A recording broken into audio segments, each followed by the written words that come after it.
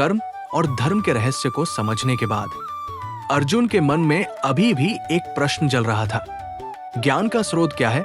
धर्म का आरंभ कहां से हुआ? और कर्म को पवित्र कौन बनाता है?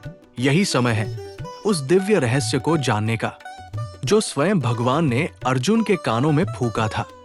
ज्ञानियों का रहस्य, अध्याय 4। सुनिए भगवान श्री कृष्ण का वो उपदेश जो आज भी अज्ञान के अंधेरे में डूबे मनुष्य को ज्ञान की रोशनी देता है।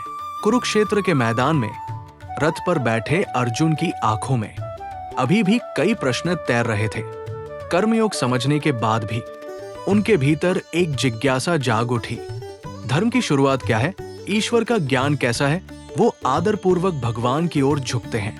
अर्जुन विनम्र स्वर में, हे माधव, आपने कहा कि आपने ये योग पहले भी अनेक बार कहा है, परंतु प्रभु आप तो इसी जन्म में मेरे सामने खड़े हैं, फिर ये कैसे संभव है?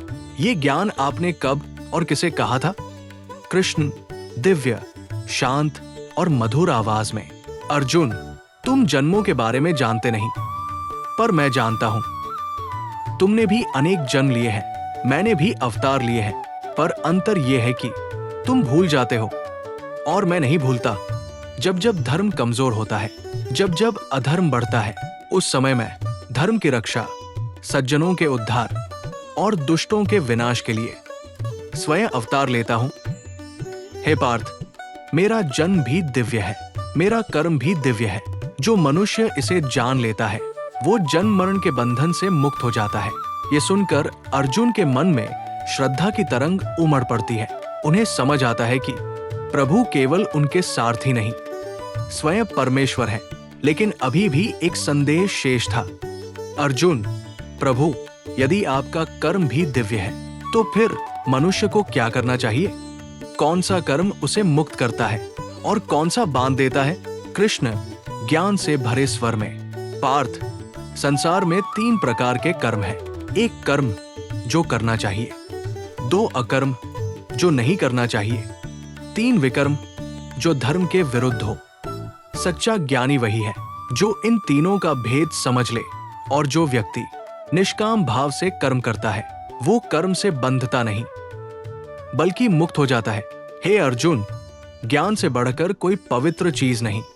ज्ञान वही है जो अज्ञान के अंधकार को काट दे, जो मन को स्थिर कर दे, जो कर्म को अर्थ दे दे, जिसके भीतर श्रद्धा हो, जो मन और इंद्रियों को जीत ले, वो ज्ञान पाता है और वही व्यक्ति इस जीवन में शांति अनुभव करता है।